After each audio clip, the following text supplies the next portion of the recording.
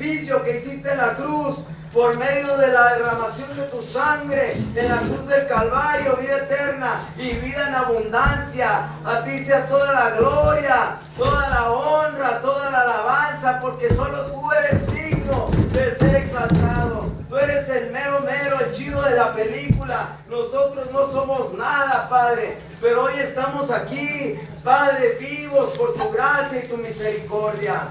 Danos un corazón agradecido y ayúdanos a nunca olvidarnos de dónde nos has sacado, de todo lo que tú has hecho a favor de nuestra vida, con prodigios y milagros, Señor. Bendice a cada uno de estos hombres que están aquí, en el nombre de Cristo Jesús, te lo rogamos. Amén. Cuando oramos, cerramos nuestro rostro, inclinamos nuestra cabeza en reverencia. ¿Saben qué es reverencia? El respeto a Dios, para que también podamos concentrarnos sí, porque cuando tenemos nuestros ojos abiertos es fácil que nos podamos distraer. ¿Sí? Dios los bendiga en esta tarde, pueden sentarse. Yo también me voy a sentar, porque traigo esta lesión. Hoy me decían, andaba por la plaza de la tecnología y fui a reparar un celular, a ver si podía reparar un celular, y le decían, ¿ocupas una reparación? Le digo, claro, ocupo varias reparaciones, ¿no? Del cuerpo, del alma, del espíritu, de la mente. El celular es lo de menos. No, ese lo tiene que pagar este compa. Él le quemó el sistema, ¿verdad? Que salga. Ya que salga. Hay que hablar para que le den salida, ¿verdad? Sí. Él le quemó otro, sí. Vamos a continuar. A lo mejor en esta clase, pero la que sigue, hacemos un repaso general de todo, la mayor parte se ha englobado a grandes rasgos de lo que hemos visto, los puntos más importantes de lo que vimos desde el principio, ¿verdad? Hay algunos que están aquí desde el principio, Daniel. ¿Quién más está aquí desde la primera clase? No, tú no estás, borracho, tú te fuiste de vacaciones. Desde el mero principio. Yo estuve la primera vez que estuviste aquí, cuando estaba Luis aquí encerrado. Cuando empezamos de por qué creen que, a ver, que hoy en día hay mucha gente que dice, yo plan Dios, pero yo plan Dios a mi manera. Pues no es así, porque ahora resulta que yo voy a condicionar al creador del universo a como yo lo quiero hacer. No, yo puedo manipular a Dios a mi manera. Así como tú tienes tu manera de ser, tu propia persona, tu propia personalidad.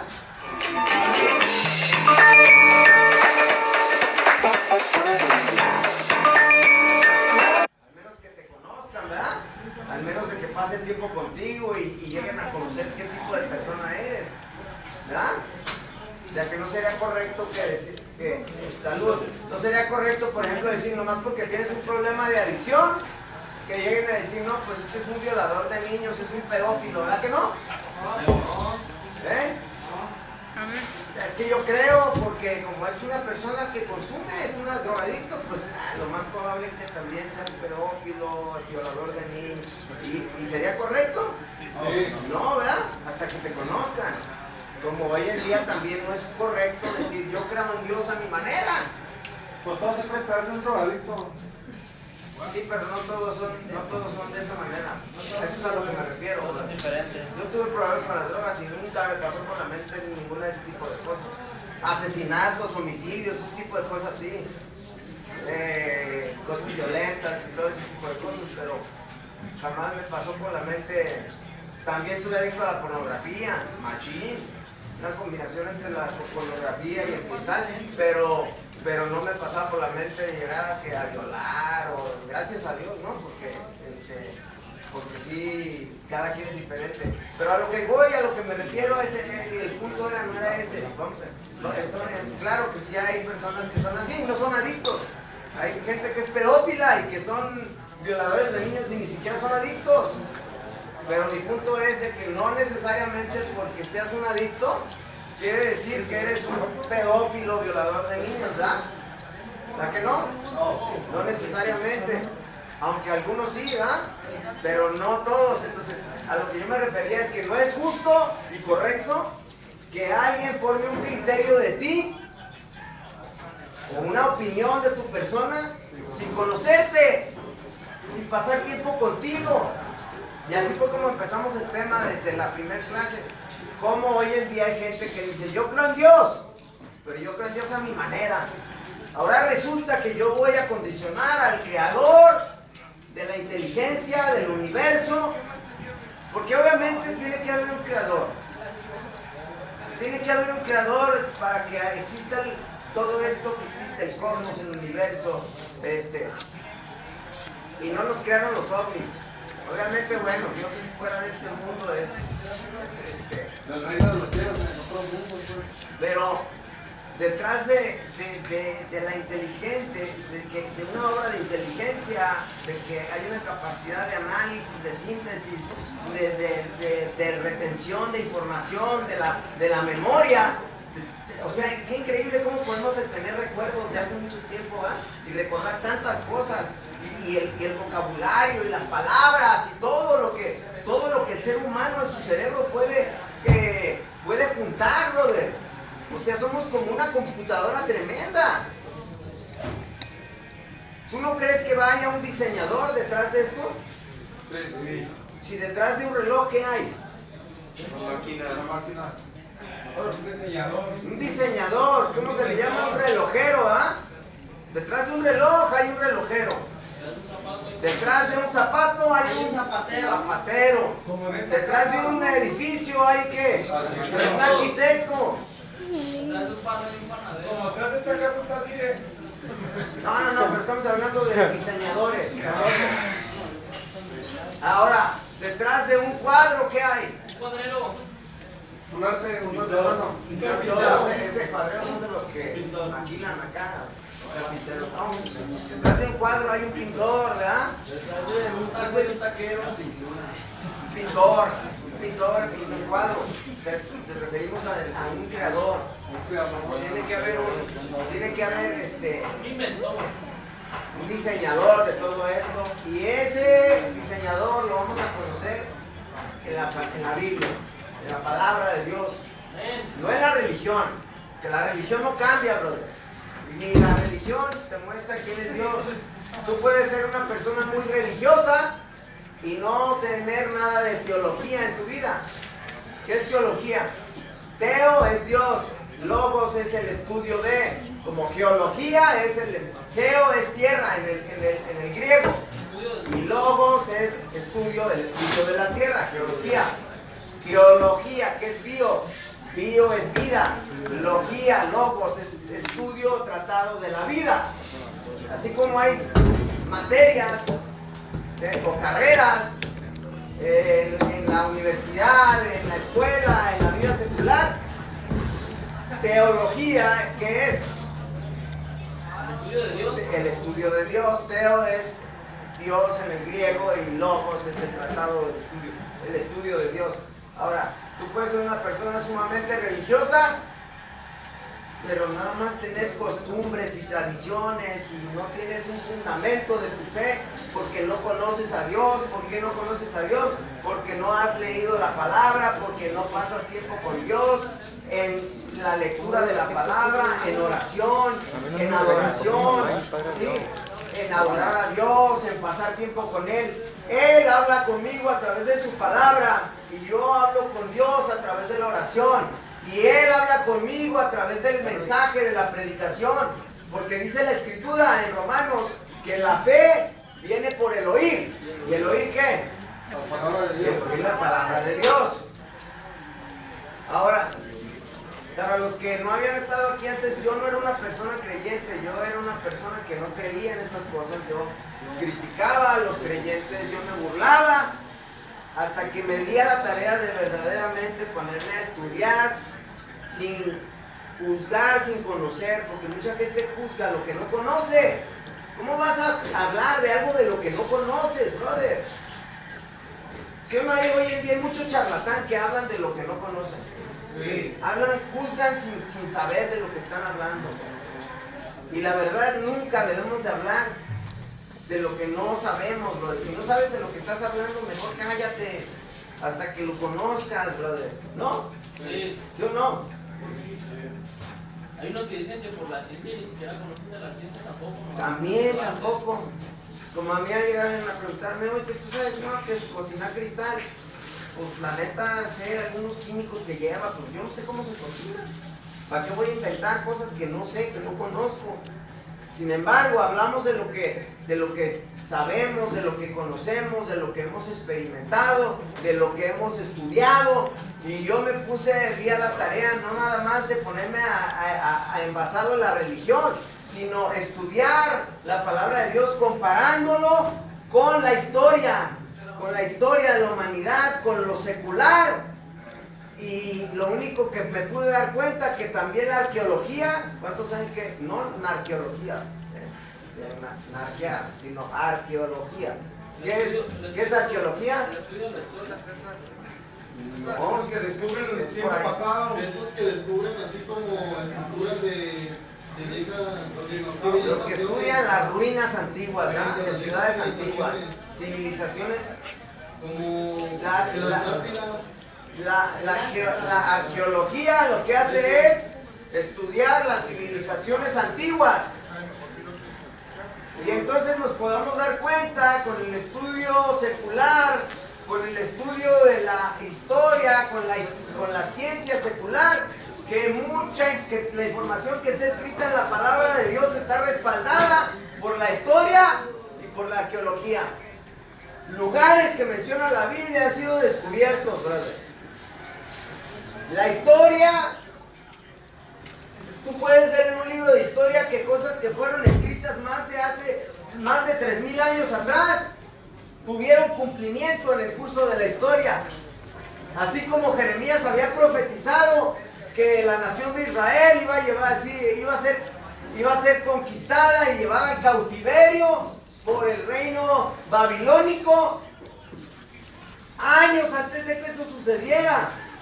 Años antes de que eso pasara, pues así pasó y la historia nos lo cuenta, la historia nos marca que sí, evidentemente Israel, Jerusalén, el reino del norte y el reino del sur de Judea fueron conquistados por el rey Nabucodonosor, rey de Babilonia, y se los llevaron cautivos, tal como estaba escrito en las Sagradas Escrituras. Eso está impresionante, brother.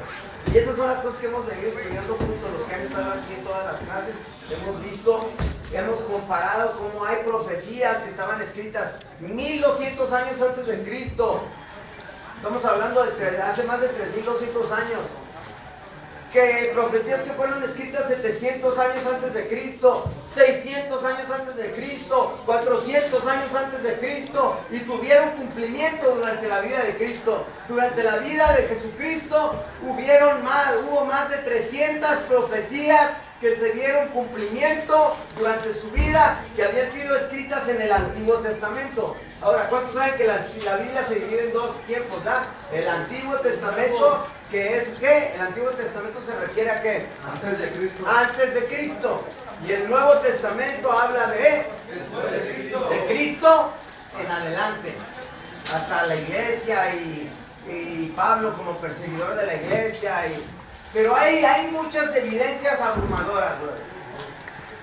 No podemos ahorita meternos a fondo como que ya llevamos 30 y tantas clases, pero para los que están aquí, así rascando la superficie, hay un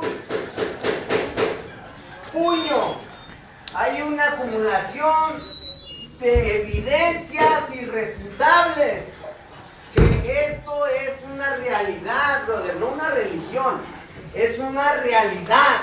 Nos guste o no nos guste, esto es una realidad que no podemos cambiar el curso de la historia de la humanidad. Que Yeshua Mashiach es el que, ¿cómo se pronuncia Mesías? Por aquí andaba. Yeshua Mashiach. Yeshua Mashiach. Ahora, si por mí fuera, pues, yo escogería que fuera el Chapulín Colorado, ¿no? Que fuera mi Salvador, pues como es mexicano.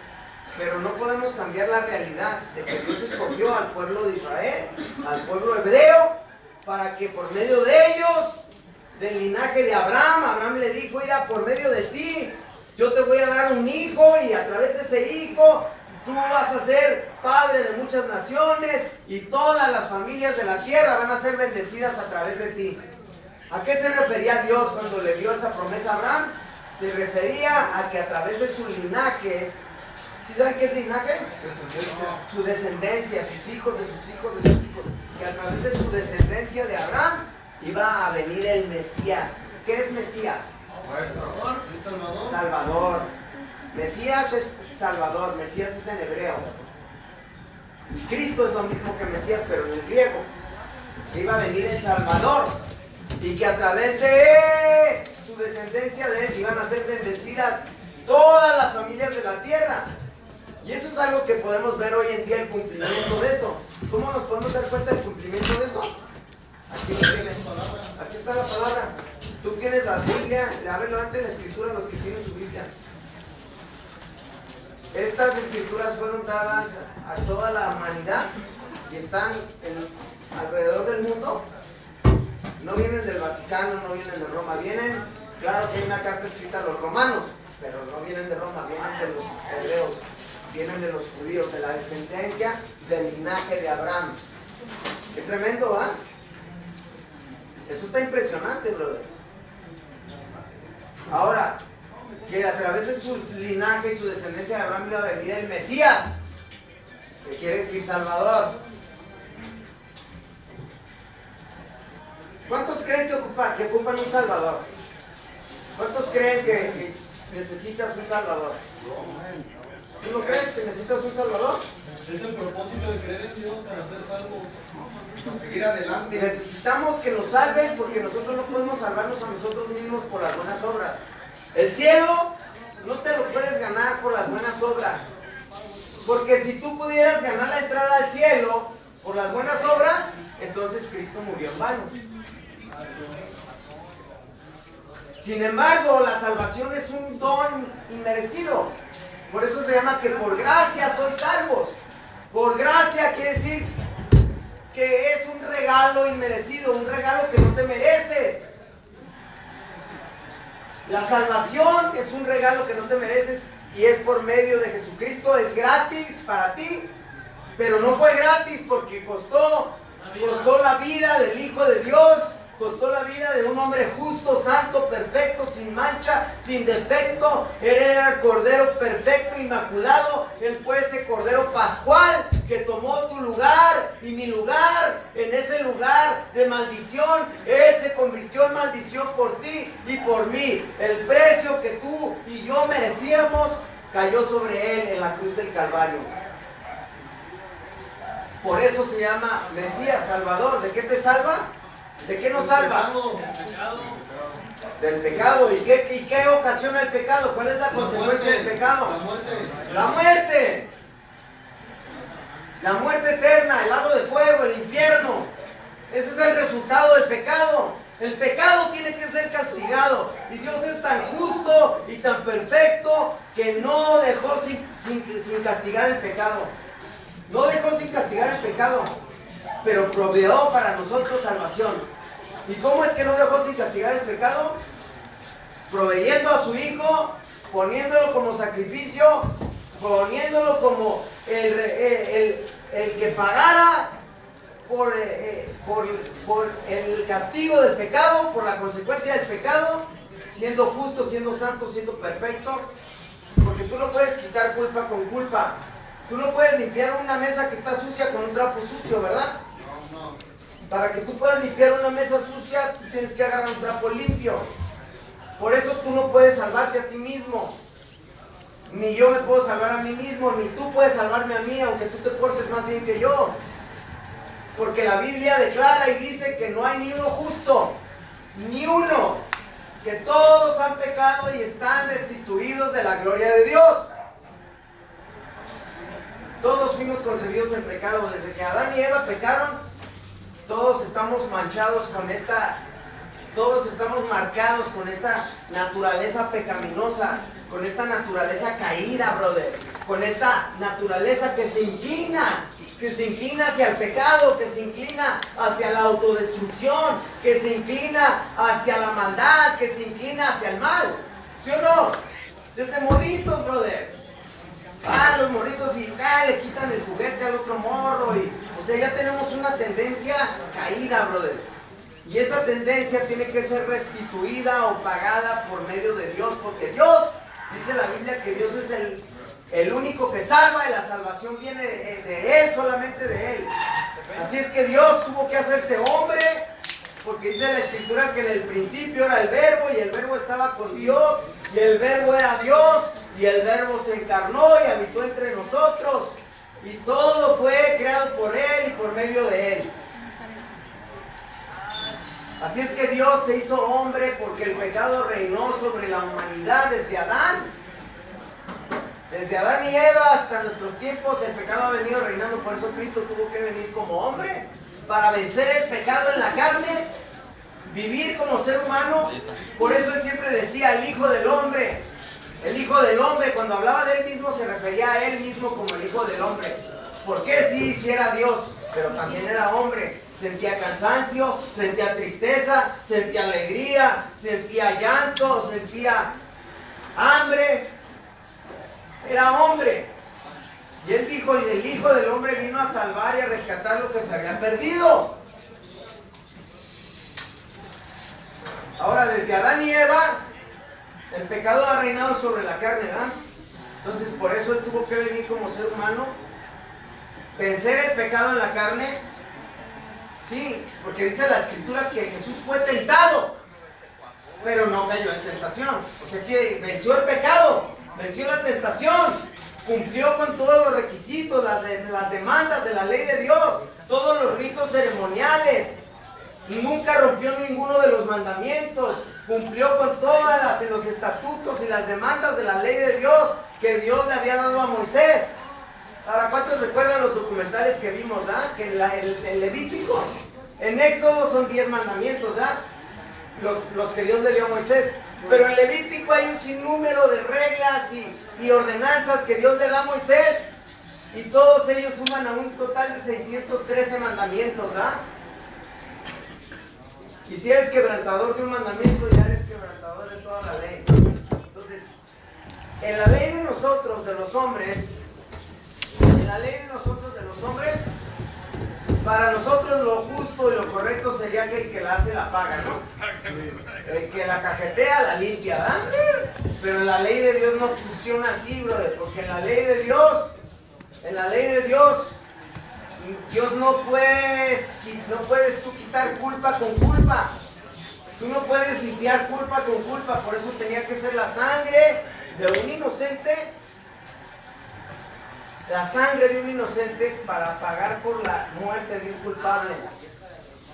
Jesús mismo le dijo al Padre en el huerto de Getsemaní: Padre, si es posible, antes de que lo arrestaran y se lo llevaran preso y lo torturaran, se fue en el huerto de Getsemaní, lloró 3 veces, le dijo: Padre, si es posible, pasa este trago amargo de mí, mas no se haga mi voluntad sino la tuya. Y luego fue con sus discípulos y ¿cómo le cayó? Durmiendo. Y les dijo: oren y estén alertas para que no caigan en tentación, porque a la verdad el espíritu está dispuesto, mas la carne es débil. Y por segunda vez se fue y oró lo mismo: Padre, si es posible que yo no beba esta copa amarga. ¿A qué se refería Cristo cuando decía por tercera vez: Padre, si es posible que yo no beba de este trago amargo? ¿A qué es lo que se estaba refiriendo? ¿No pasara por eso? Que si hubiera, que más que, Si hubiera pasado por que eso. si había que si el Padre podía evitar que no pasaran por eso. Evitar que no pasaran por eso, ¿qué? Por la crucifixión. Porque lo iban a latillar, le iban a arrancar la barba, le iban a escupir, lo iban a bofetear, lo iban a latillar y lo iban a clavar en un madero.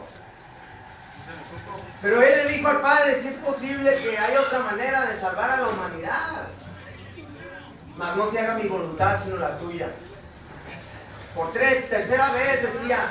Entonces, cuando nos ponemos a estudiar a fondo, podemos darnos cuenta que hay mucha lógica, brother, dentro de la fe. La fe no es ciega, hay mucha lógica, hay respuestas, hay evidencias, brother. Hay evidencias de esta realidad. Y Dios quiere que despiertes y que salgas de esa mentalidad de esclavo, brother, de esa mentalidad de perdedor, de esa mentalidad de alcohólico, de esa mentalidad de drogadicto. Dios quiere llevarte a otro nivel, brother. Dios quiere levantarte y darte vida eterna y vida en abundancia. Dios quiere hacer algo grande con tu vida, brother. Por eso te tiene aquí, te está dando otra oportunidad, porque a lo mejor tú dices, no, yo qué, yo no soy nada. Pero dice la Biblia que Él escoge lo vil y lo menospreciado y lo que no es nada para avergonzar a lo fuerte, para avergonzar a lo sabio, porque Dios se glorifica en medio de nuestras debilidades. A lo mejor tú dices, no, pues yo nomás necesito dejar las drogas y agarrarme un trabajito y acá. Y déjame decirte que dice la palabra de Dios, que tus planes no son mis planes, dice Dios, mis planes son más altos que los tuyos y mis pensamientos son más altos que los tuyos.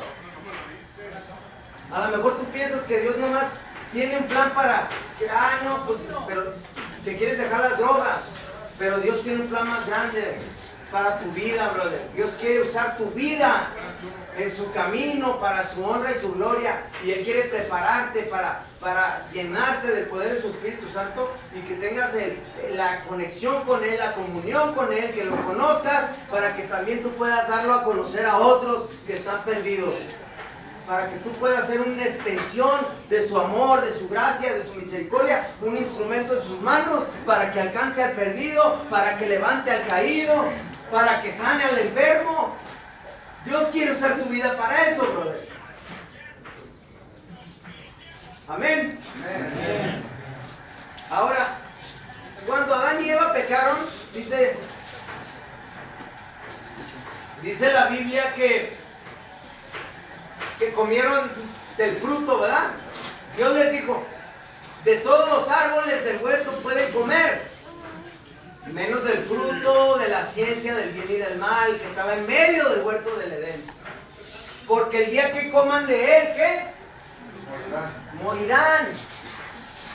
O sea que la consecuencia de desobedecer a Dios, la consecuencia de romper un mandamiento, era un solo mandamiento al principio.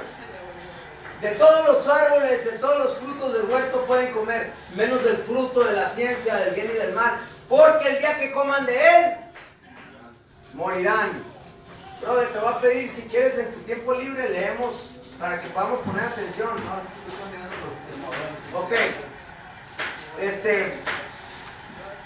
La consecuencia del pecado entonces es ¿qué? ¿Y cómo entró el pecado? Por la desobediencia. La serpiente los engañó, ¿verdad? La serpiente le mintió a la mujer.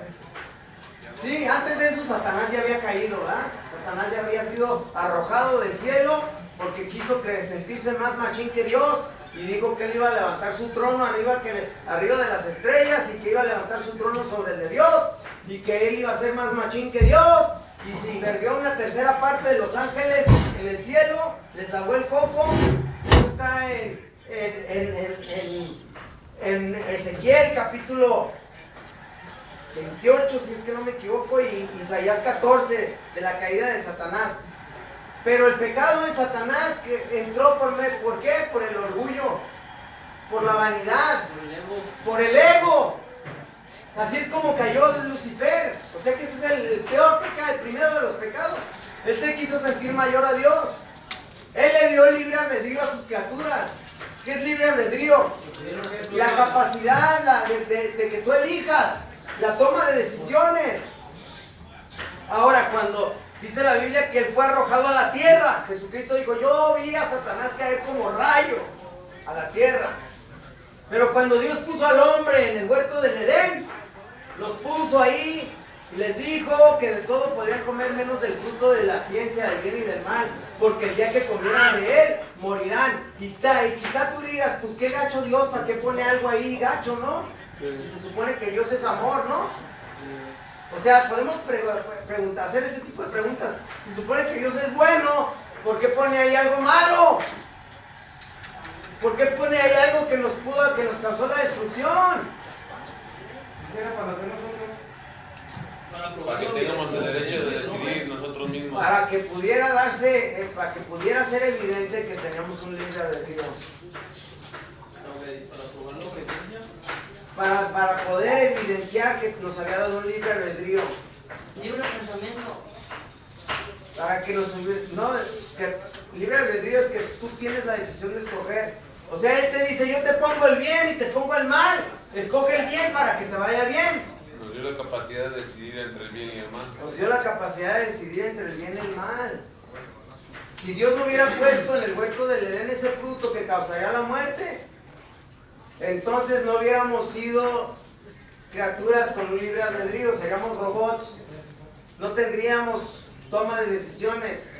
Pero Él le dijo al ser humano, de todos los frutos puedes comer, menos del fruto de la ciencia del bien y del mal, porque el día que comas de él, morirás. O sea, la consecuencia del pecado iba a ser la muerte.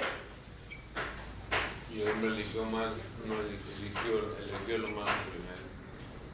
Pero, ¿por qué eligió lo malo? Fíjate, qué curioso. Cuando hablaba con la serpiente, la mujer, dijo, que dijo Dios que no comas de esto porque morirás. Sí, no, que no podemos comer eso. No es cierto. Lo que pasa es que Él no quiere que seas igual a Él. Porque si tú comes esto vas a ser como Dios. Y eso lo podemos ver hoy en día en nuestras vidas. Que nosotros como seres humanos no nos gusta que nadie se meta en nuestra vida. No nos gusta que nos digan qué es lo que tenemos que hacer. No nos gusta que nos llame la atención. Nos gusta hacer lo que se nos da nuestra regalada gana. Y por hacer nuestra regalada gana terminamos en lugares como estos. Queremos ser dioses de nuestra propia vida. Queremos ser los dueños de nuestra propia vida. Cuando nuestra vida no es tuya, no es mía, es prestada. Le pertenece a Dios. Esta vida no es tuya, brother, es prestada. Tú no escogiste nacer. Alguien decidió que tú ibas a nacer con un plan, con un propósito. Pero muchas veces tú quieres ser el dueño y el Dios de tu vida. Y eso es lo que convenció a Eva a comer del fruto y a darle a su marido. Dijo, pues vamos a ser como Dios. Querían ser como Dios. Y se llevaron la gran sorpresa que lo que pasó, que encontraron fue la muerte, el castigo. El castigo. Muchos dicen, Dios no castiga. Pues yo en el transcurso de la Biblia he leído que Dios castiga. Ha llegado a castigar a su pueblo Israel. Cuando mandó al rey Nabucodonosor de Babilonia para que los conquistara, los estaba castigando porque ellos se inclinaban y seguían adorando a dioses falsos, se inclinaban ante imágenes, se inclinaban ante dioses ajenos, dioses falsos, y llegaron a sacrificar hasta a sus hijos y a sus hijas en el fuego por adorar a estos dioses. Y eso lo podemos simbolizar como nosotros llegamos también a sacrificar a nuestra familia, a sacrificar pasar tiempo con nuestros hijos, por estar metidos en la droga, por estar consumiendo cristal, por estar consumiendo alcohol, por estar consumiendo cualquiera de esas cosas, sacrificando a nuestros hijos por esa idolatría. Y al pueblo de Israel muchas veces Dios lo llevó a castigar porque se inclinaban ante dioses ajenos, a dioses falsos, y sacrificaban a sus hijos en el fuego. Llegaron a hacerlo, no todo el tiempo. Y ahí es donde Dios mandaba ya el castigo sobre la tierra de Israel. Dicen, Dios no castiga, Dios es amor. No, mira, mijo, una moneda no tiene dos lados, no tiene dos caras, ¿ya? Una moneda verdadera, porque hay monedas falsas, ¿ya? Pero una moneda verdadera tiene dos lados, no tiene dos caras. Tiene el sol y tiene el águila, ¿verdad? El sol que brilla, el sol que alumbra, y al otro lado que está un águila tragándose una serpiente. O sea que así como Dios es amor, también es juicio, también es justo, también es santo, santo, santo. Él es perfecto y Él tiene que juzgar a las naciones. Él va a juzgar a las naciones. Va a llegar un día donde va a venir el juicio. Dice la Biblia que está establecido que los hombres, tú y yo, mueran una sola vez y después vendrá el juicio. No somos eternos, brother. Un día vamos a tener que rendir cuentas a Dios. Y Dios te está dando una oportunidad hoy, brother, para que lo conozcas, para que le entregues tu vida, para que se salve tu alma y no te vayas al infierno. Hoy Dios te está dando una oportunidad para que redimas tu vida, para que tengas un encuentro con el Rey de Reyes, para que tengas un encuentro con tu Salvador. que te salva de la consecuencia del pecado, que te salva del juicio eterno, que te salva del castigo eterno, que te salva de la ira de Dios, de la ira venidera, porque va a venir juicio. Por eso Jesús nos salva, por eso Él es el Salvador, porque Él tomó nuestro lugar, Él tomó el lugar de Barrabás.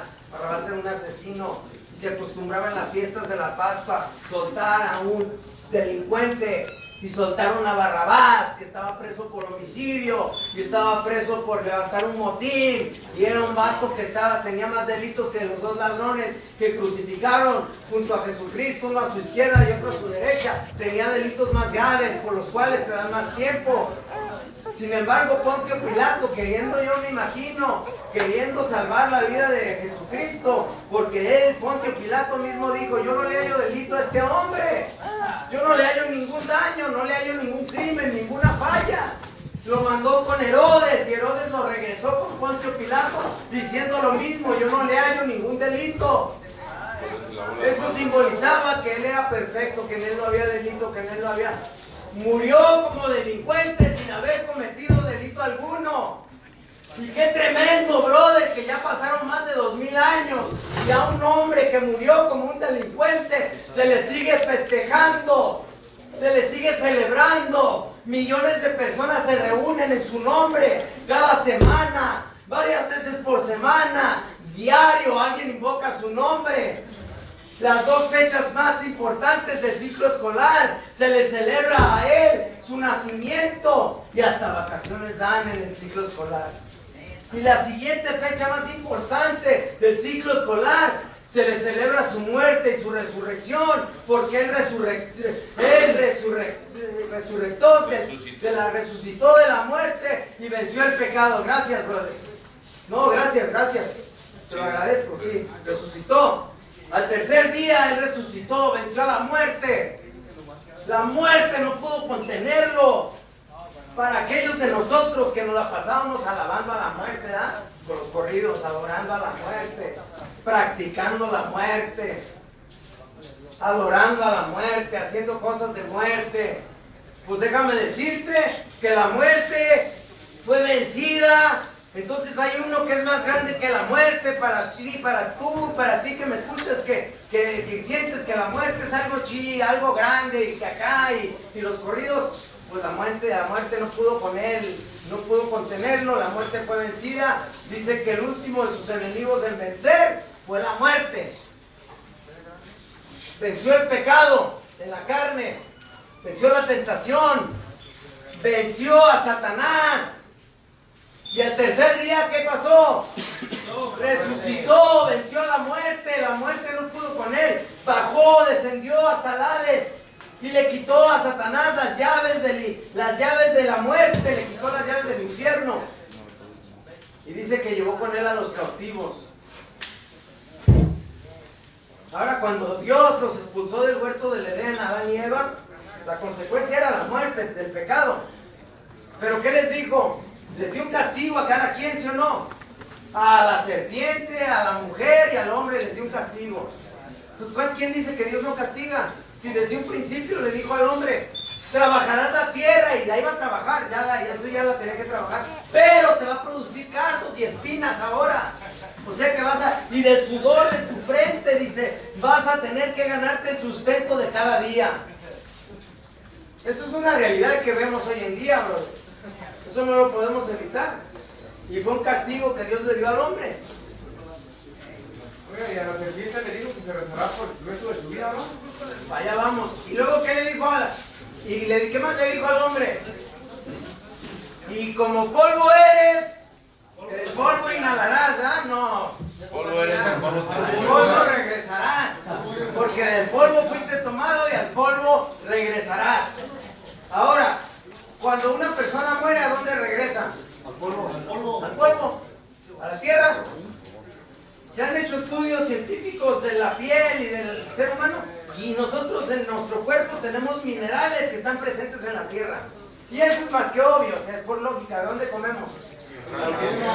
¿Dónde comemos? De ramas. De la tierra, ¿verdad? Aquí hay varias verduras. ¿De dónde vienen? De la tierra. eso es evidente que vamos a tener minerales y propiedades que están presentes en la tierra.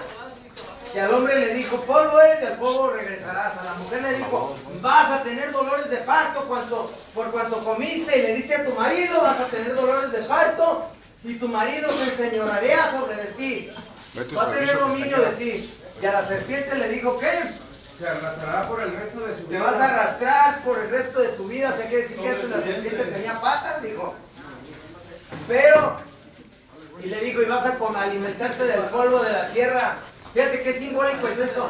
O sea que si la serpiente se alimenta del polvo de la tierra, quiere decir que Satanás se alimenta de nuestra carnalidad. Porque nosotros somos polvo, se alimenta de nuestra carnalidad. Entre más le das a la carne, más crece la maldad, más crece el pecado en tu vida.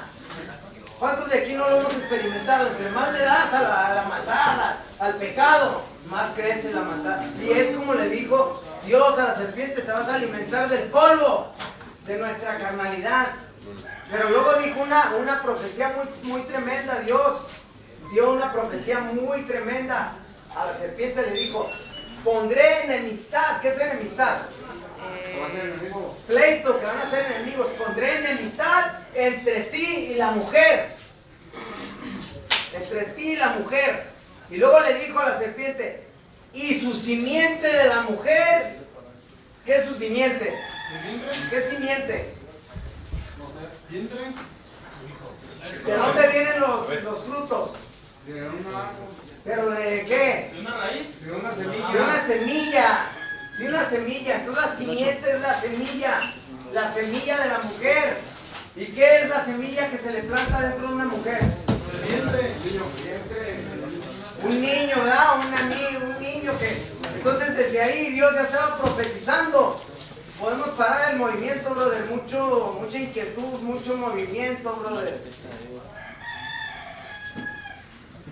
De la simiente pondré enemistad entre ti y la mujer, le dijo a la serpiente.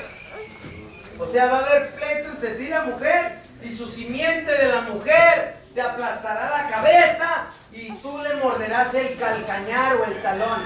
Fíjate, eso se refería a que a través de la simiente de la mujer, o sea, a través de la Virgen María, no la de Guadalupe, porque esa no existe en la Biblia. En ninguna parte existe la Virgen de Guadalupe, ¿eh? Esa no, es un invento del ser humano.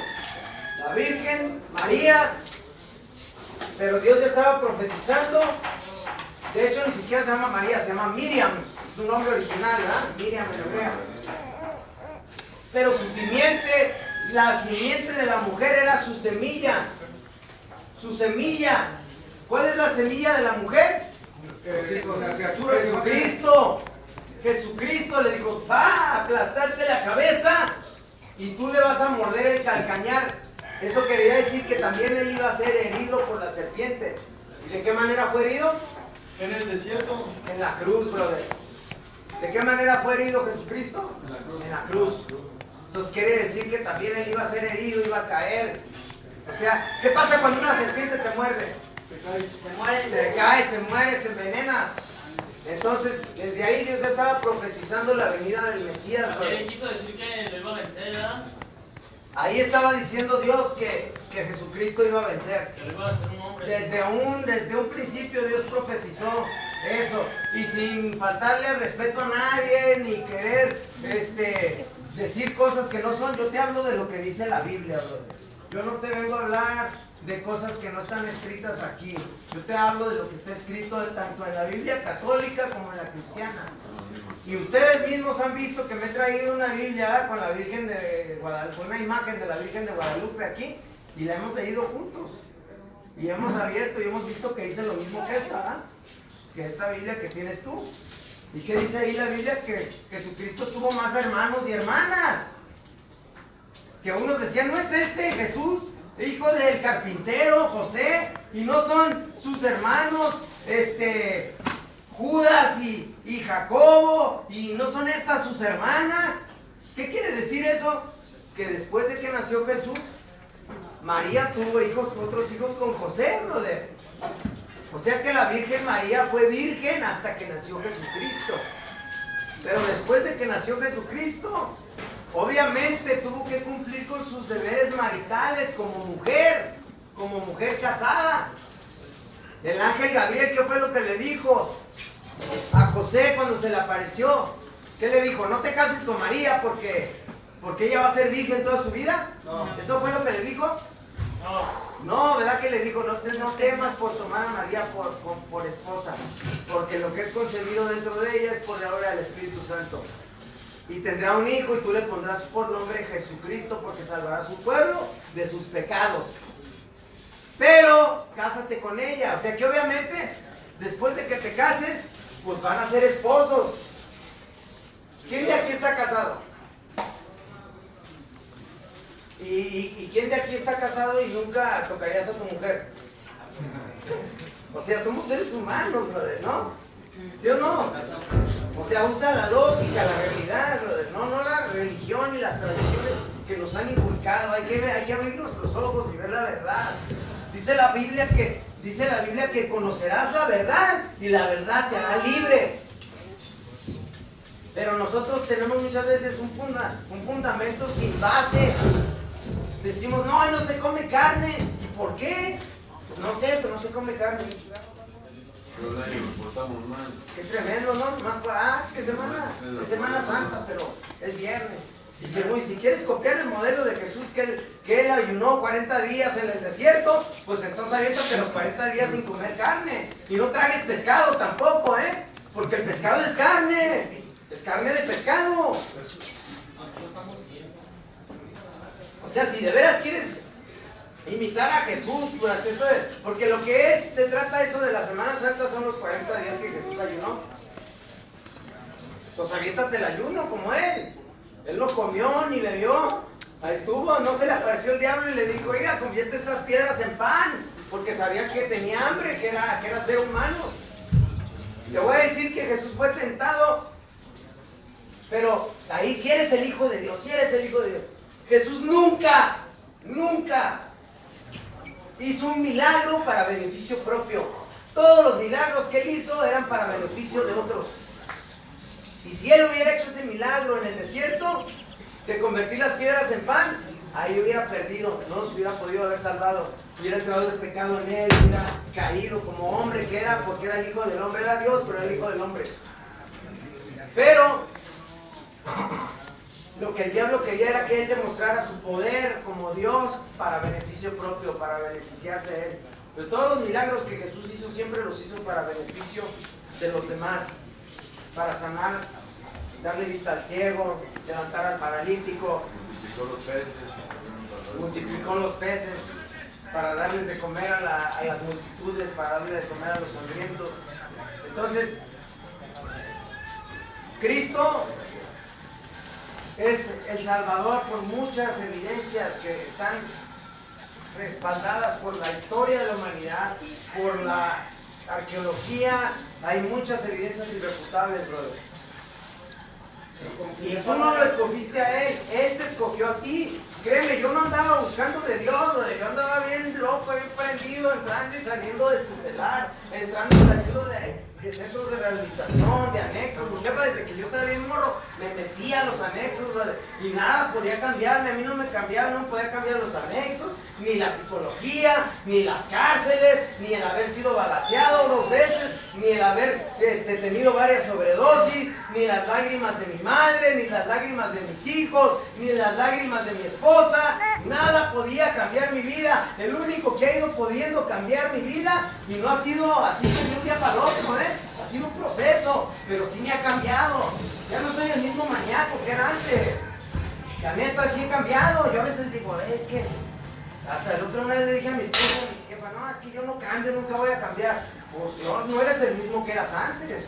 Antes estaba bien piratón. Si ahorita estoy pirata, antes estaba bien piratota. Y sí he cambiado, pero ¿sabes qué es lo que me ha ido cambiando? La palabra de Dios. Dios es el único que ha podido cambiar mi vida. Porque yo no lo escogí a Él, Él me escogió a mí.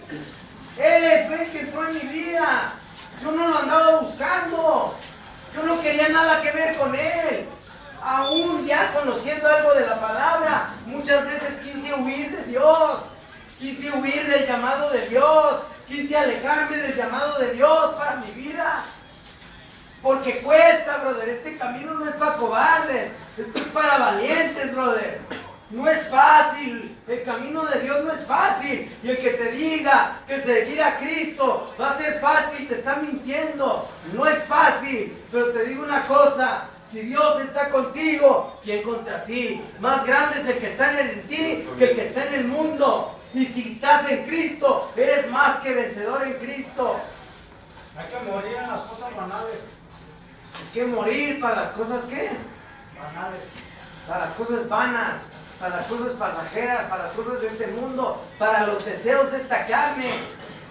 ¿Cuáles son los deseos de esta carne? La vanidad. La vanidad, de las ganas de meterme un filerazo de coca, las ganas de meterme un fierrazo de cristal o de chiva, las ganas de meterme alguna droga. Pero negarme a mí mismo es no hacer eso que quiero hacer para hacer la voluntad de Dios. Y ese camino es para valientes, no es para cobardes. Ese camino es el difícil, ese no es el fácil. Porque fácil es hacer lo que hace el resto de la humanidad. Porque fácil es ponerte a pistear cada fin de semana. Eso lo hace la mayoría. Pero el camino del Señor, ese es el camino para valientes. Dice la palabra de Dios que desde los días de Juan el Bautista hasta hoy, dijo Jesucristo, el reino de los cielos sufre violencia, o el reino de los cielos ha venido avanzando contra viento y contra marea. O sea, viene ajetreado, vienen las tormentas, vienen las pruebas, vienen las luchas contra tu vida. Pero los valientes lo arrebatan, dice la palabra de Dios. Pero los valientes arrebatan el reino de los cielos. O los que se esfuerzan logran aferrarse a él. En la Nueva Versión Internacional. Entonces tú decides si vas a ser un cobarde o vas a ser valiente. Pero no valiente de los que, yo con quien sea me pego un tiro y que acá y que... No de ese tipo de valientes, brother. Porque todos somos mortales y todos a un roto, un descosido. Y muchas veces nos queremos sentir de que, ni sabe con quién se mete este vato y acá, ¿sí o no? ¿Verdad? Hay que bajarle. ¿Quieres que Dios te perdone? Perdona. Qué difícil, ¿ah? La neta. Yo digo que difícil porque yo no sé tú, pero yo creo que tú también, como yo. Yo vengo de un estilo de vida del que me la hace, me la paga. Y las traiciones con sangre se pagan. Y acá, ¿sí o no? Y que no, pues que me hizo esto, no sabe ni con quién se metió. Se metieron con Cristo, brother. Y él lleva más de 2000 años rifando en la historia de la humanidad. Han caído imperios, cayeron los babilónicos, cayeron los persas, cayó Alejandro el Magno, los griegos, cayó Roma, cayó Napoleón, cayó Hitler. Y 2000 años después, él sigue bien parqueado en el trono. 2000 años después, la razón por la que estamos aquí ahorita reunidos es por él. Y tú y yo ni a la historia vamos a pasar, brother. Tú y yo ni a la historia vamos a pasar. El único legado que vas a dejar va a ser a tus hijos y a tus nietos. ¿Qué camino les vas a dejar? Lo dije la semana pasada. Un camino de victoria, un camino un camino de gloria, un camino hacia la vida eterna, o un camino de vergüenza, un camino de miseria, un camino de tristeza, un camino de perdición, un camino de muerte. ¿Qué quieres para tu descendencia? ¿Qué quieres para tus hijos y los hijos de tus hijos? Porque lo que tú hagas con tu vida, lo que tú decidas hacer hoy, esto es lo que vas a empezar a marcar en tu legado, en tu territorio, en el territorio que Dios te está dando, en la tierra que Dios te está dando para que tú tomes posesión de ella. Pero muchas veces decimos, no, es que... Y decimos, digo yo, porque ahí yo también le batallo para perdonar a veces. Todavía me dan ganas de matar. Y soy cristiano. No soy un querubín, carnal. Soy cristiano, soy un ser humano. Todavía me dan ganas a veces de sacarme la espina. Pero no, pero no se trata de eso. Se trata de darme cuenta que, ¿sabes qué? Yo no soy nada. ni a la historia voy a pasar. Y el Rey de Reyes y el Señor de Señores, aquel que murió en la cruz por mí, dijo: Padre, perdónalos porque no saben lo que hacen. Y se estaban burlando de él, lo bofetearon, lo golpearon, le clavaron una corona de espinas, lo latillaron, le escupieron, se dieron grasa, brother. ¿Y creen que él no podía defenderse? Claro que sí. Él nomás, Padre, mándalos, mándame a los muchachos. Ya estaba predestinado entonces Todo estaba... Adán y Eva, pero si no hubiera sido Eva la que hubiese tomado la manzana o la fruta que haya sido, si hubiera sido alguno de sus hijos. ¿Y qué dice la Apocalipsis? Él pero lee primero, pero lee primero Juan, lee primero Romanos, no te olvides, está bien alucinado, pero está chido. Ya habla, el Apocalipsis habla de animales acá deformes, monstruosos, de bestias, de leones con varias cabezas, que el dragón y que leopardos con alas y acá, o sea, cosas bien olvidadas, pero es simbólico a los imperios del mundo. Eso es a lo que tiene que ver a los fines de los tiempos. Pero es más importante entender que Cristo murió por mis pecados. Es mi Salvador. Es el tema más importante que ondearme en tecnicismos de que cuándo va a venir y de que si el cielo va a ser acá o el cielo va a ser allá, o que si va a haber una nueva tierra, o que si va a haber... Esas son cosas que tienen que suceder y que muchas veces la gente se enfoca tanto en cosas insignificantes y quitan el enfoque del mensaje principal, del enfoque del mensaje central, que es Jesucristo, que murió en la cruz del Calvario, que estaba profetizado en el Antiguo Testamento acerca de él, en el Génesis, en el Éxodo, en el Deuteronomio, en los Salmos, en Isaías, en Jeremías, en los profetas. Estaba profetizado 1200 años antes de Cristo, 1400 y fracción años antes de Cristo. Estaba profetizado 700 años antes de Cristo, 600 años antes de Cristo, 400 años antes de Cristo en Zacarías, que Él iba a venir a salvar a la humanidad.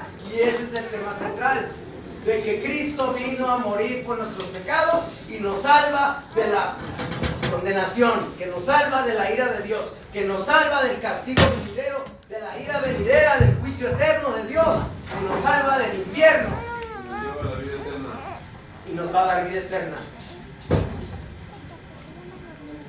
¿De qué le sirve al hombre ganar el mundo entero y perder su alma en el infierno? Ese es el tema principal. Que Cristo tomó el lugar que te correspondía a ti. Que tú eres el que debería estar colgado en ese madero, porque en Deuteronomio dice: maldito es todo aquel que es colgado de un madero.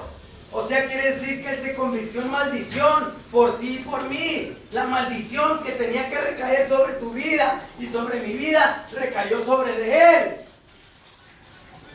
Que tú y yo merecemos estar en el infierno, muertos en el infierno, pero Él nos está dando una oportunidad de que nos salvemos. ¿Y cómo te puedes salvar?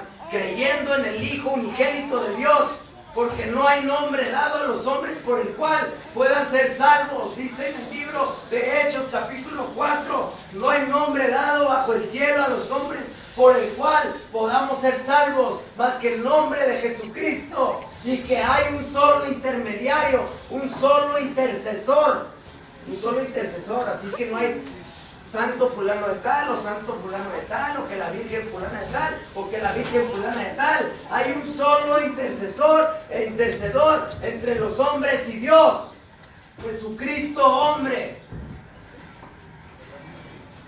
No te estoy mintiendo, está en 1 de Timoteo. Amén. 1 de Timoteo.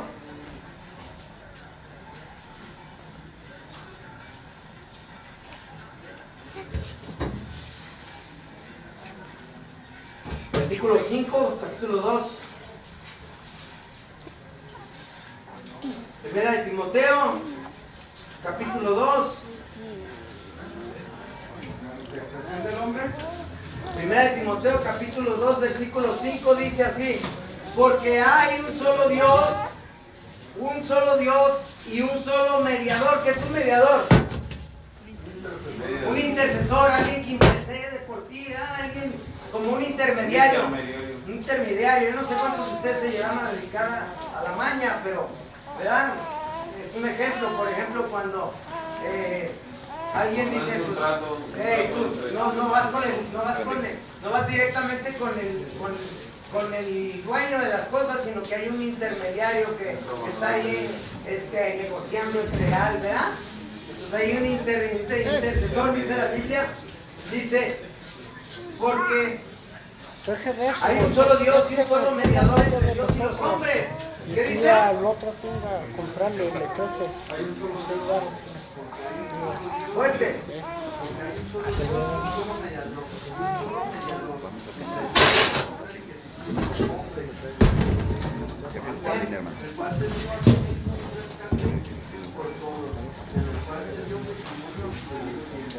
Amén. Entonces dice, hay un solo Dios y un solo mediador entre Dios y los hombres, Jesucristo hombre. ¿Qué dice la palabra? Que hay un solo mediador. ¿Esto qué pasa? ¿Qué anula? Anula que el santo fulano de tal, o la cartita de un santo fulano de tal, o que la virgen fulana de tal. La Biblia no te habla de esas cosas. Lo que nos habla de esas cosas son tradiciones que nos han inculcado, que no tienen un fundamento bíblico. Que tú abres una Biblia católica y en ninguna parte de una Biblia católica vas a encontrar eso, vas a encontrar lo mismo. Hay un solo mediador entre Dios y los hombres, Jesucristo. Entre su Padre y nosotros. Claro, estaría chido tener muchos, ¿no? Que te hagan el paro, pero nada más hay uno que te pueda hacer el paro. ¿Sabes por qué? Porque nada más Jesucristo murió por tus pecados. No fue la Virgen, no fue Mahoma, no fue Buda, ¿sí? Fue Jesucristo el que murió en la cruz. Y la tumba de Jesucristo es la que se encontró vacía. Hasta sus opositores dieron testimonio de que estaba vacía. Hasta le dieron una feria a los soldados romanos para que dijeran que su cuerpo se lo habían robado los discípulos. Pero eso no tenía lógica. No pudieron haberse robado el cuerpo un puñado de discípulos acobardados, atemorizados, que estaban escondidos, que estaban paniqueados, que estaban todos espantados. ¿Por qué? Porque el cuerpo de Jesucristo estaba custodiado con una gran piedra y una legión de soldados romanos.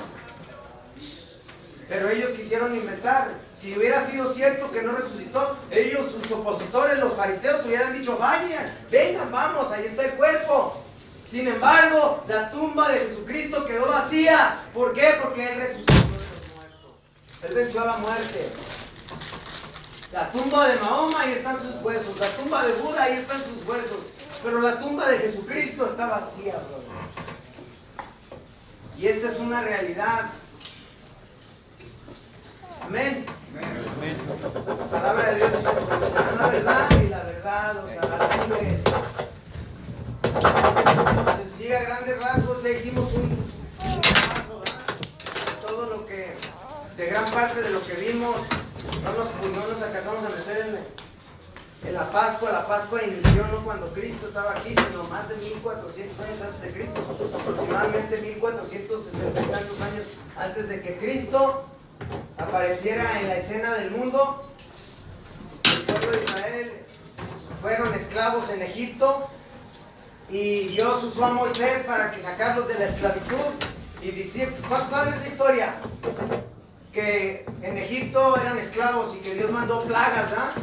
Mandó muchas plagas, convirtió el río en sangre, cayó granizo, langostas, hubo peste, hubo oscuridad. Entonces hubo muchas plagas en Egipto y el faraón no quería soltarlos, ¿ah? No quería soltarlos de la esclavitud a la libertad. Así como el diablo a ti tampoco te ha querido soltar y te quiere tener ahí atado, te quiere tener sometido, te quiere tener esclavizado y parece que no puedes cambiar y parece que no la vas a hacer. Y así parecía en mi vida que nunca iba a poder, que no podía, que no me quería soltar el diablo. Pero ¿sabes qué? es para que se glorifique más Dios en tu vida, porque entre menos has podido, el día que puedas y que empieces a caminar con Cristo y seas libre y venzas todas esas áreas en tu vida de alcoholismo, de drogadicción, Dios va a ser más glorificado y exaltado en tu vida. Y la última plaga que Dios usó para sacarnos de la esclavitud fue la Pascua. Passover, que quiere decir pasar de salto. Dios le dijo a Moisés ¿qué? Que hiciera ¿qué? Que sacrificara un cordero perfecto. Que sacrificara un cordero perfecto, sin mancha y sin defecto, y que su sangre la untara en los dinteles de la puerta, en los postes de la puerta, para que cuando el ángel del juicio o el ángel de la muerte pasara por Egipto, porque iba a matar a todos los primogénitos de Egipto. Fíjate, toque simbólico, primogénitos, y Jesucristo es el primogénito de toda creación, es el Dios invisible. Es el primogénito, el hijo unigénito de Dios. Entonces cuando Dios le dijo a Moisés que iba a pasar el ángel de la muerte y iba a matar a todos los primogénitos de Egipto, excepto donde el ángel de la muerte viera la sangre, ahí iba a pasar de salto. Por eso Pascua es Passover, pasar de salto. De latín viene la palabra pasar de salto. O sea, donde vea la sangre, ahí no va a llevar juicio. Entonces Moisés hizo lo que Dios le mandó a hacer por familias, por cada casa de los hebreos, ahí en Egipto donde eran esclavos, sacrificaron un cordero, derramaron esa sangre inocente de un cordero que no tenía culpa de nada, y pusieron la sangre en los dinteles de la puerta, y cuando pasó el ángel del juicio, ahí no llevó juicio. Y luego ese cordero se lo comieron por familias, con cosas amargas y panes sin levadura. Y curiosamente, que es simbólico, que más de 1400 años después, casi 1500 años después de que se inició la Pascua, cuando salieron de Egipto, que fue la última plaga, cuando ya salieron de la esclavitud a la libertad, cuando ya por fin el faraón dijo, no, ya váyanse a adorar a su Dios, ya, que queden libres, y después los correteó para que se fueran, y ahí en el Mar Rojo pues quedaron hundidos, y vimos hace unas semanas un documental donde encontraron los fósiles, unas carrozas dentro del Mar Rojo, pero no hay embarcaciones. Parece que había un ejército que fue ahogado ahí, porque el faraón después se arrepintió de soltarlos y los persiguió. Pero la Pascua comenzó cuando salieron de Egipto. Y Dios le dijo a Moisés, desde este día en adelante, cada año van a celebrar la Pascua conmemorativamente, va a ser una fecha conmemorativa para celebrar su independencia, para celebrar su libertad, y van a celebrarla de la misma manera. Van a sacrificar corderos y van a sacrificar machos cabritos y van a llevarlos al sumo sacerdote y van a derramar la sangre en el altar y van a celebrar esta fecha conmemorativamente año tras año tras año. Van a celebrar la Pascua y tenían que sacrificar un cordero sin mancha y sin defecto por familias desde que salieron de Egipto. Y eso lo vinieron haciendo cada año, por más de 1400 y tantos años. También se acostumbraba a liberar un preso. Hasta que Cristo apareció en la escena. ¿Cuántos han oído hablar de la última cena de Jesucristo? Que hasta hay cuadros o pinturas de la última cena, ¿verdad? Tiene un discípulo que está recargado ahí con él, y hay otro que está metiendo el pan ahí, el pan en la misma copa con él, y se escuda, ¿verdad? Pero esa última cena, ¿qué estaban celebrando Jesús y sus discípulos? Pascua. La Pascua. Algo que había iniciado más de 1400 y tantos años antes de Cristo. Qué tremendo, ¿verdad? Qué simbólico.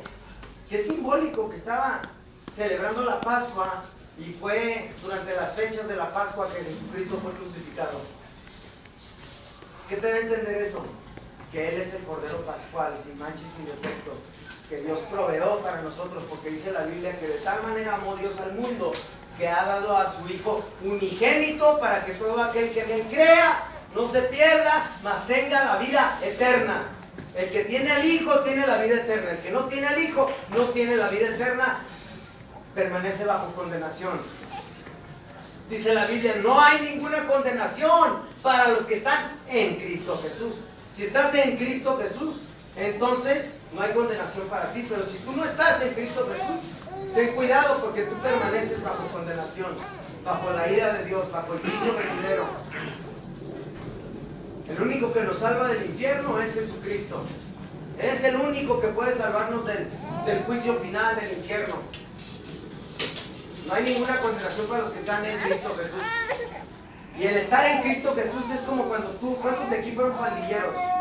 Yo era pandillero allá en California, y estar en un barrio quiere decir que tú estabas en el barrio, ¿va?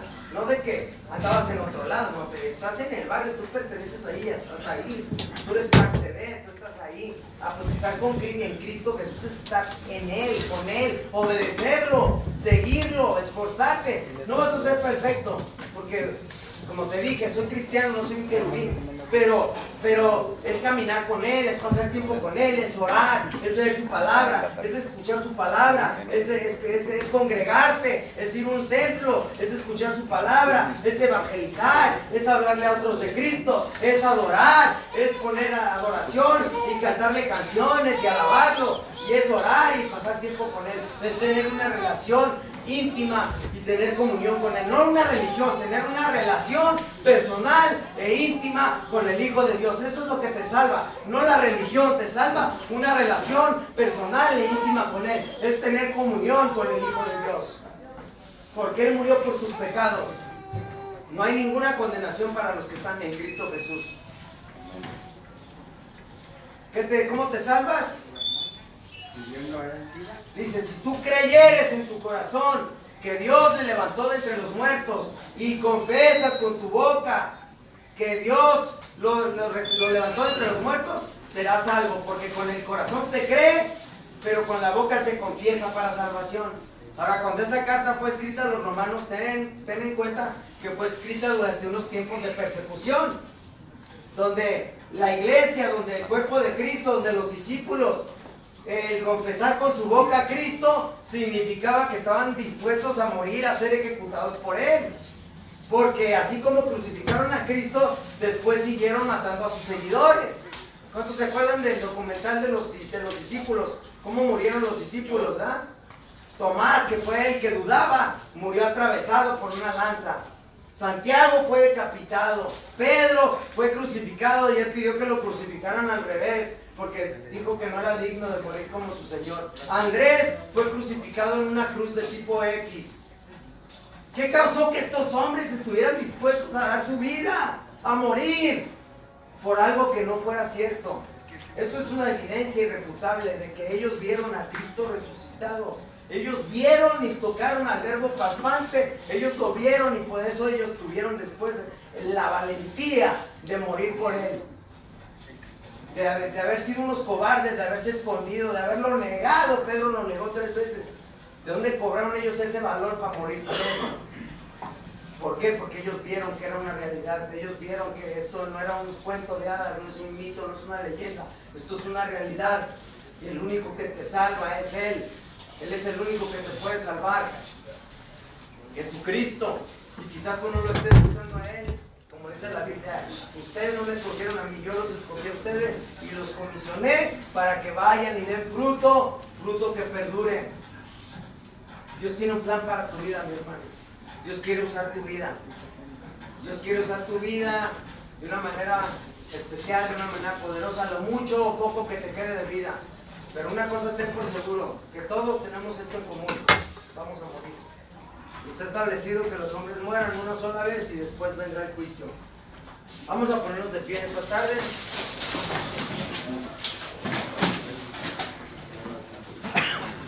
Déjala. Ven. Agárrala y llévatelo. Gloria a Dios. Por favor. Oremos. Señor, te damos gracias en esta tarde por poder estar aquí y compartir, Señor, tu palabra, Señor. Que hayas puesto tus palabras en mi boca, Señor. Te ruego, Señor, que tú selles esta palabra dentro de la vida de cada uno de estos hombres. Que tú hagas tu obra redentora en cada uno de ellos de una manera poderosa y especial. Si tú quieres aceptar a Cristo en tu corazón y confesarlo con tu boca, dice la palabra de Dios que si tú te avergüenzas, dijo Jesucristo, si alguno se avergonzare de mí delante de los hombres, yo me avergonzaré de él delante de mi Padre que está en los cielos. Y yo quiero decirte hoy en esta tarde que yo no me avergüenzo del Evangelio, porque es potencia de salvación. Antes a lo mejor llegué a sentir vergüenza, o llegué a dudar, o llegué a burlarme, a no creer, pero hoy en día puedo ver la realidad de que yo no sirvo a un Cristo que está colgado en una cruz, yo sirvo a un Cristo que está vivo y que murió por mis pecados y que me ha dado tantas oportunidades que yo no merecía. Si tú quieres aceptar a Cristo hoy en esta tarde, quiero que levantes tu mano, porque vamos a hacer una oración juntos y quiero que pases aquí al frente. Pasa aquí al frente, vénganse hasta acá adelante, vamos a orar todos juntos. Vamos a reconocer a Dios en nuestro cuerpo. Vénganse todos para acá adelante, los que están levantando su mano.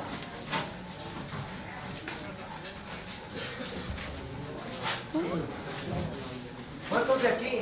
Ahora, esta oración que tú vas a repetir, es importante que no la repitas nomás porque sin sentido, que tú, como te digo, basado en toda esta explicación, estos fundamentos, estas pruebas irrefutables, ¿tú crees? ¿De veras lo crees en tu corazón? Sí, y sí lo creo.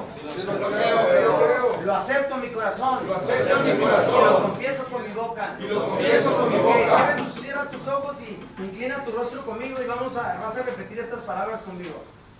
Bendito Padre Celestial,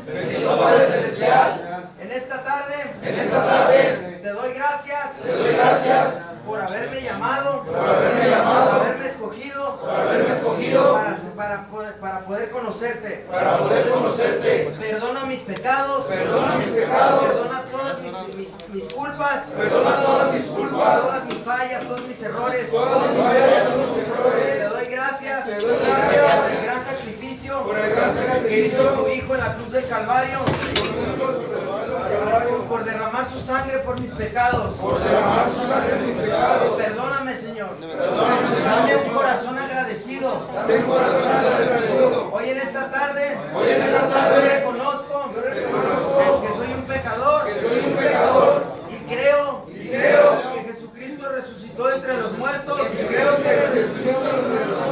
Al tercer día venció a la muerte para darme vida eterna.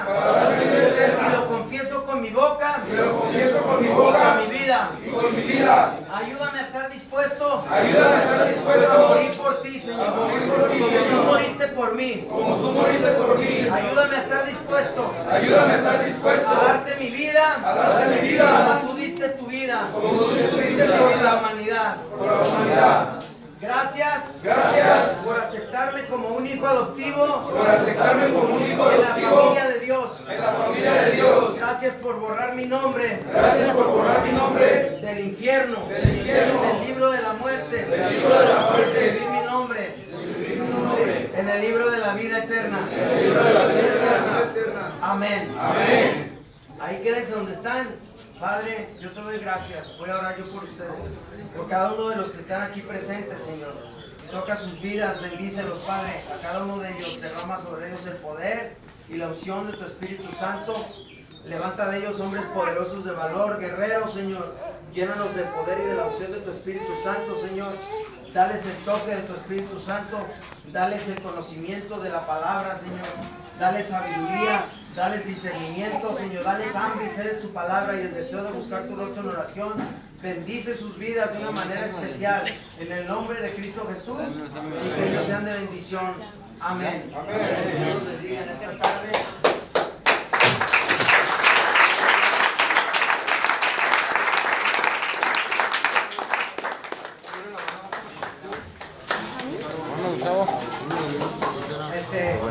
Ya se nos pasa el tiempo.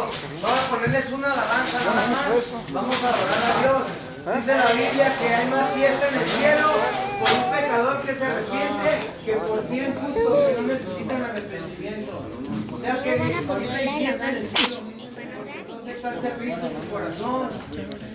Los ángeles se regocijan y hay un refuego ahí en el cielo porque hay fiesta. Amén.